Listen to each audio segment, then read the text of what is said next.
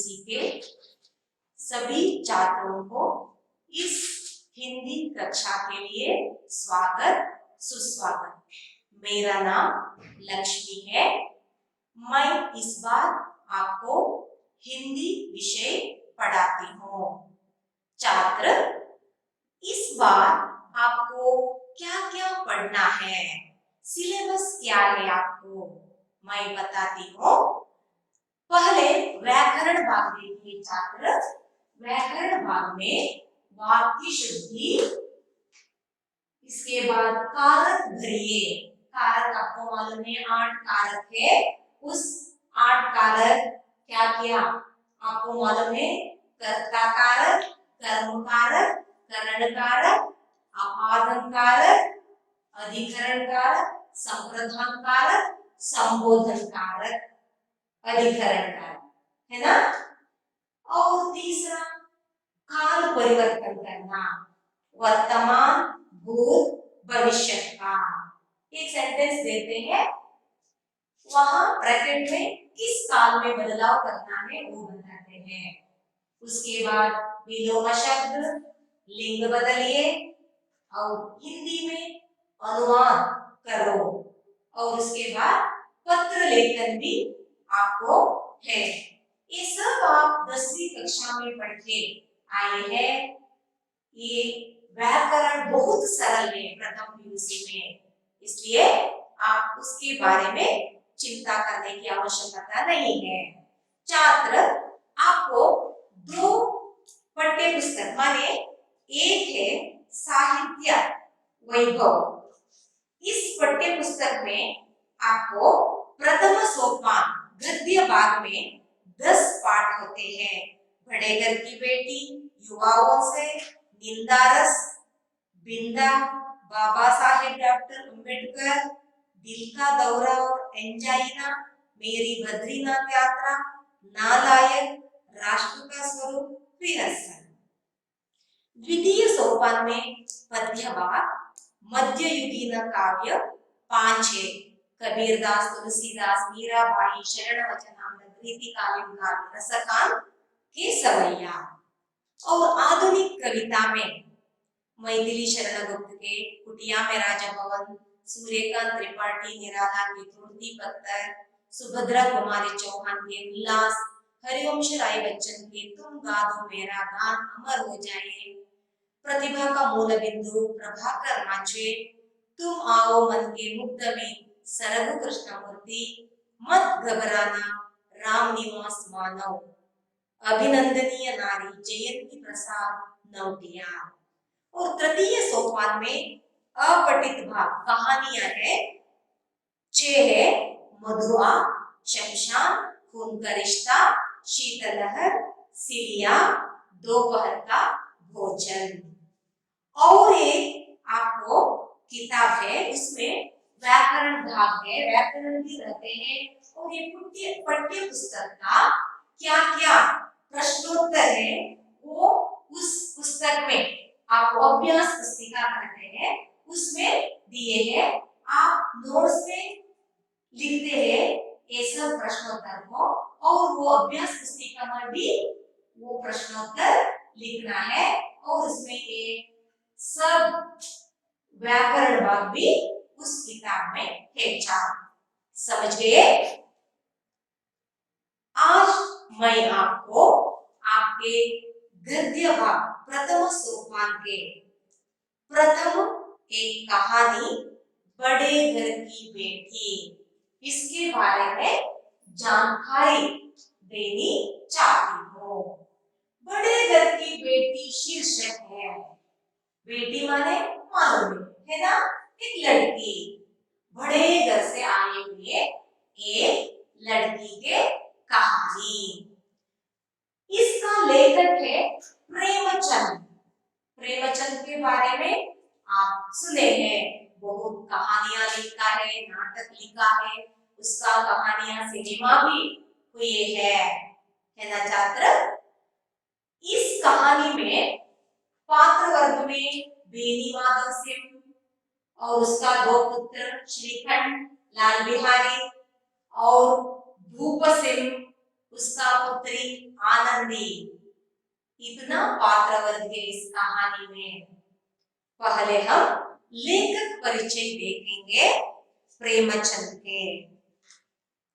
उपन्यास सम्राट और कहानीकार मुंशी प्रेमचंद का जन्म काशी के निकट लमही नामक गांव में सन 1880 में हुआ था। इसके पिता अजायब राय, माता आनंदी देवी। इसका जीवन बहुत संघर्षपूर्ण रहा। इसने अनेक उपन्यास लिखा था। भूदान, गबन, धर्मभूमि, सेवा सदन, रंगभूमि, निर्मला आदि। जो मानसरोवर के 8 भागों में अधिक कहानियां संकलित है इसका। आपकी रचनाओं में मानव जीवन एवं भारत के गांवों की दशा का मार्मिक चित्रण हुआ है। गांव में एक ग्रामीण परिवेश में क्या क्या होता है, इसकी कहानी में वही हमें चित्रण मिलता है। इसका स्वर्गवास 8 अक्टूबर सन 1936 को उसके गांव में काशी में स्वर्गवास हुआ। ये लेखक परिचय है।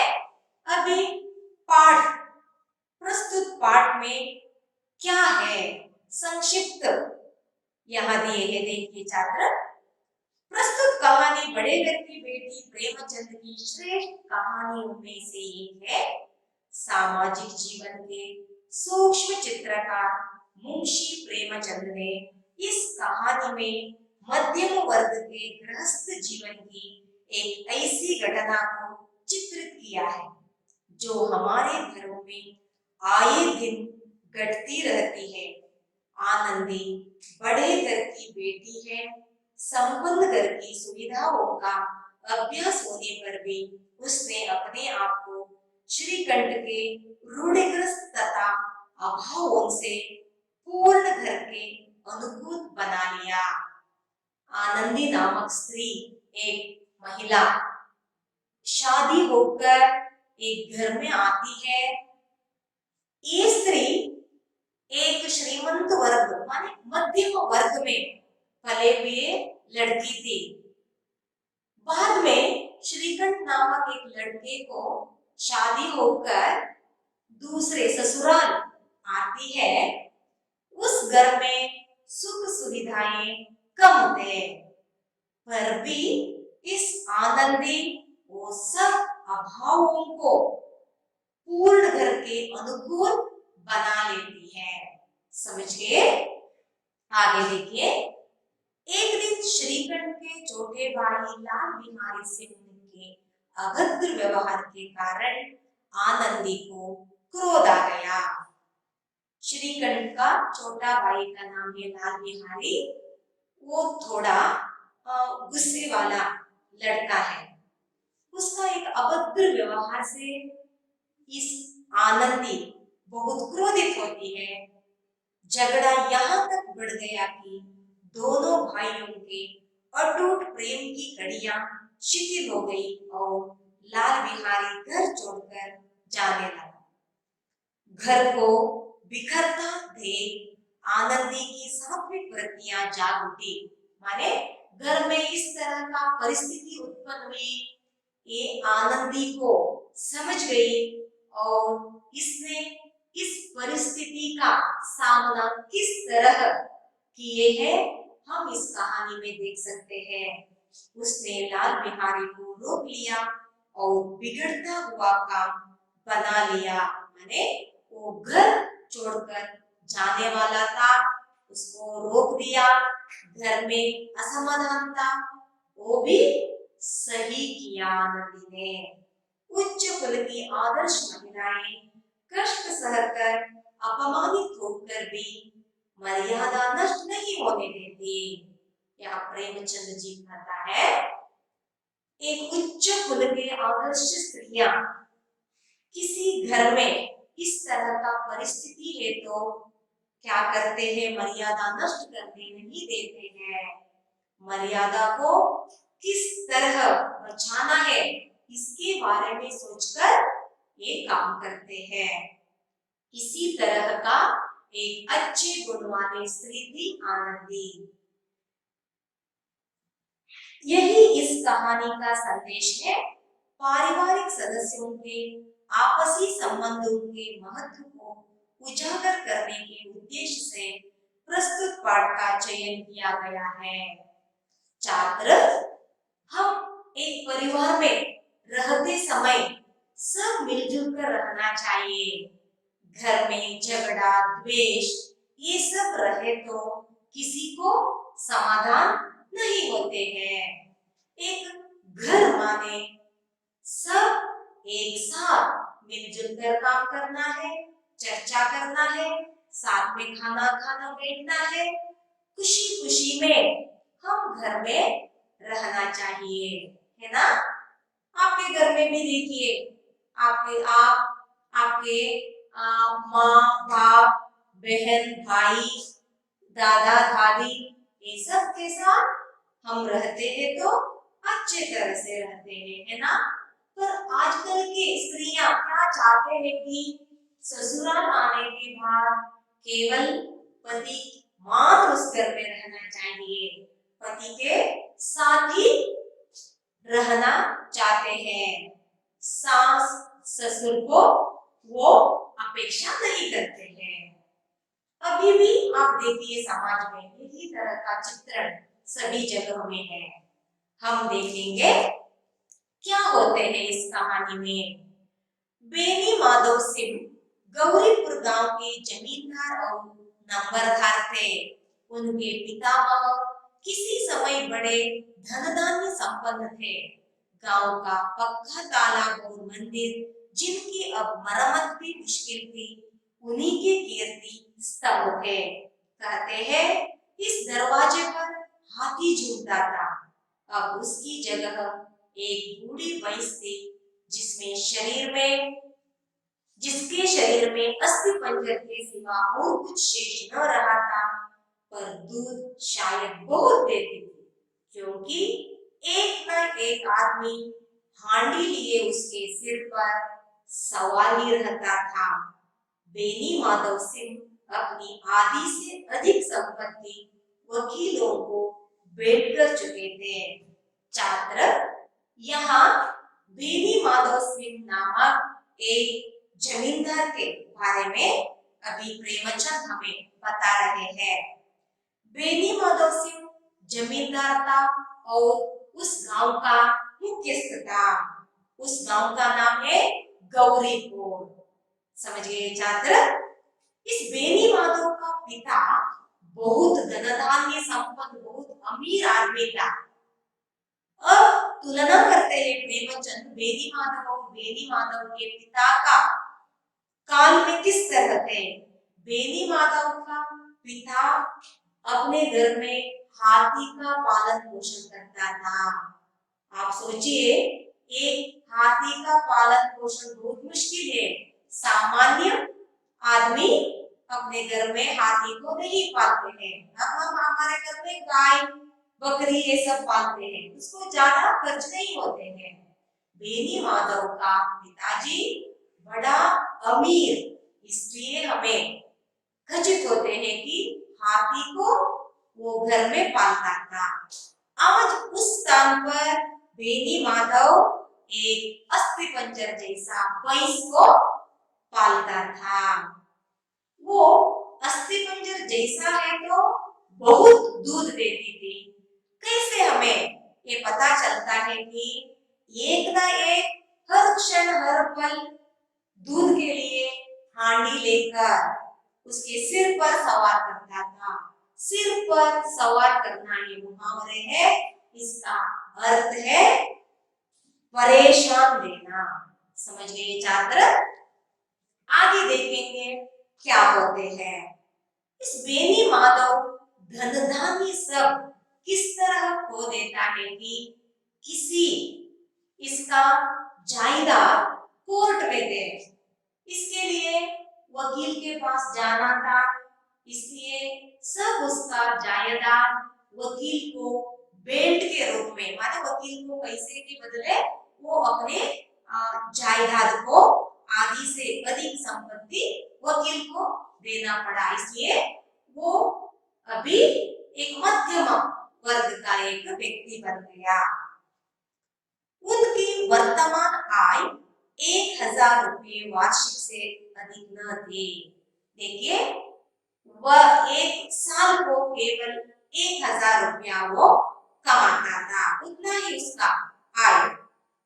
आय माने लाभ। ठाकुर साहब के 2 बेटे थे। ठाकुर साहब माने यही बेदी माधव सिंह को 2 बेटे थे। बड़े का नाम श्रीकंठ सिंह था। उसने बहुत दिनों के पारिश्रमिक और उद्योग के बाद बीए की डिग्री प्राप्त की थी। श्रीकंठ बीए तक पढ़ा था। वो अब एक दफ्तर में नौकर था, किसी ऑफिस में। दफ्तर माने ऑफिस।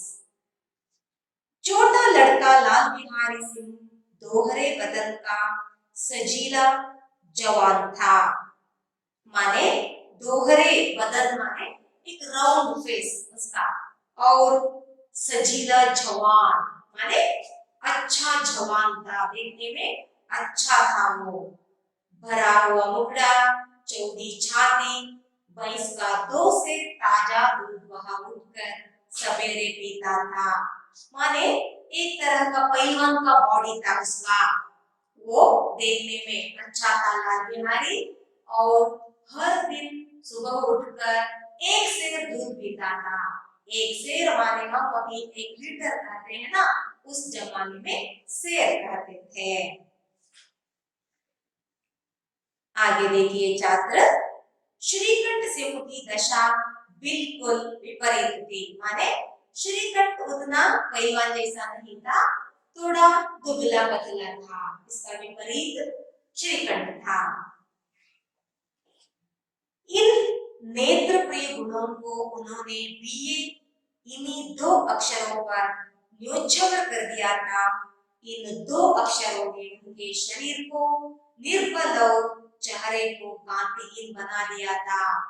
केवल बीए डिग्री से कुछ नहीं होते हैं छात्र। बीए सीखने से छोटा छोटा सा काम मिलते हैं। यहाँ श्रीकंठ को भी ऐसे ही हुआ। ये बीए को उसने त्याग कर दिया और किस पर ध्यान दिया? इसी से वैद्यक ग्रंथों पर उनका विशेष प्रेम था। वैद्यक माने Ayurveda, doctor. Doctor Ayurveda doctor होते हैं ना, इसके लिए उसका प्रेम ज्यादा था। आयुर्वेदिक औषधियों पर उनका अधिक विश्वास था। शाम सवेरे से उनके कमरे से प्रायः खरल की सुरीली कर्ण मधुर ध्वनि सुनाई दिया करती थी।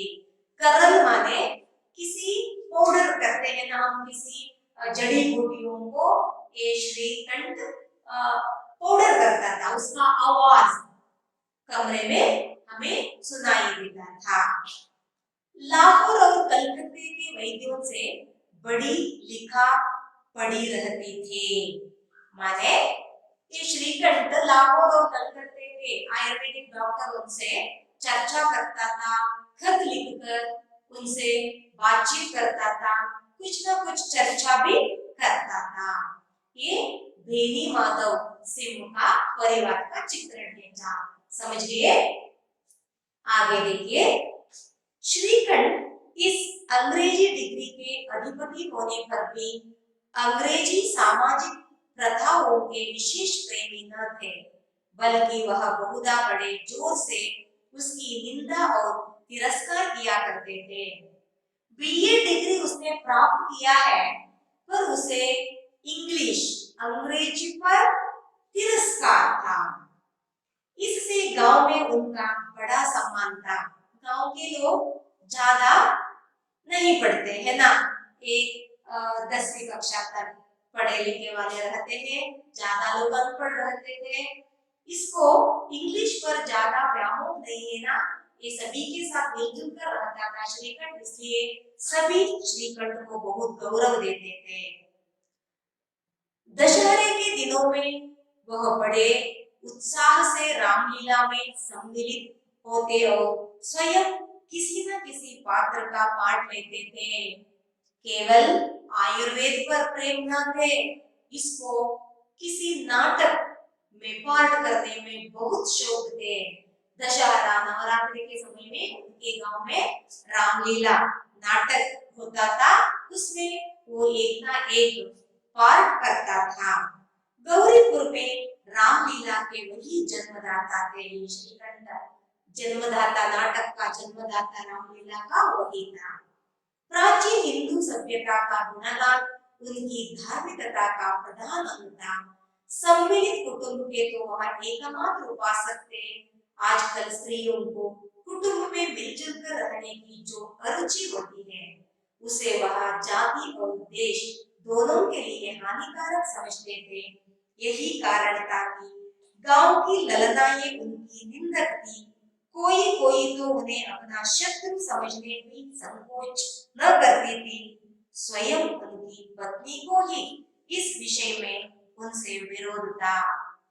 और भी एक चारित्र है श्रीकंठ को, क्या है कि परिवार में सब लोग मिलजुल कर रहना।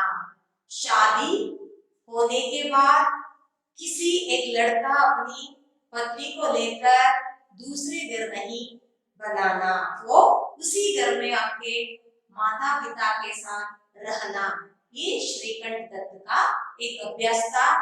वह गांवों के सभी लोगों के परिवार में जाकर वो बताता था। इसलिए घर के आसपास के ललनायमानी स्त्रियों को इस पर बहुत गुस्सा था, क्योंकि आजकल के युवतियां अपने पति के साथ सेपरेट रहने का एक अपेक्षा करते हैं, है ना। इसलिए श्रीकंठ का पत्नी भी इस विषय पर बहुत विरोध थी। यह इसलिए नहीं कि उसे अपने सास ससुर देवर या जेठ आदि से घृणा थी, बल्कि उसका विचार था कि यदि बहुत कुछ सहने और तरह देने पर भी परिवार के साथ निर्वाह न हो सके तो आए दिन के कलह से जीवन को नष्ट करने की अपेक्षा यही उत्तम है कि अपनी खिचड़ी अलग पकाई जाए। माने आनंदी को द्वेष नहीं है ससुराल पर कभी कभी झगड़े ये सब होने के बदले अलग रहकर एक शांति नेమ్మदी में रहने का इच्छा आनंदी प्रकट करती थी। समझ गई छात्र? आगे देखिए, आनंदी अभी ये सब श्रीकंठ वेणी माधव और लाल बिहारी के बारे में जानकारी प्रेमचंद ने दी है। आगे अभी आनंदी कौन है, किस गांव में वो रहती है और आनंदी का पिताजी क्या काम करता था, इसके बारे में हम जानकारी प्राप्त करेंगे। आगे देखिए छात्र, आनंदी एक बड़े उच्च कुल की लड़की थी। उसके बाप एक छोटी सी रियासत के तालुकेदार थे। विशाल भवन, एक हाथी, 3 कुत्ते, बाज, बहरी, शिकरे, झाड़, फानुस, आंग्रेरी मैजिस्ट्रेटी और ऋण, जो एक प्रतिष्ठित तालुकेदार के भोग्य पदार्थ थे, यहाँ सभी विद्यमान थे। अभी आनंदी के बारे में देखिए छात्र। आनंदी एक उच्च कुल की लड़की थी।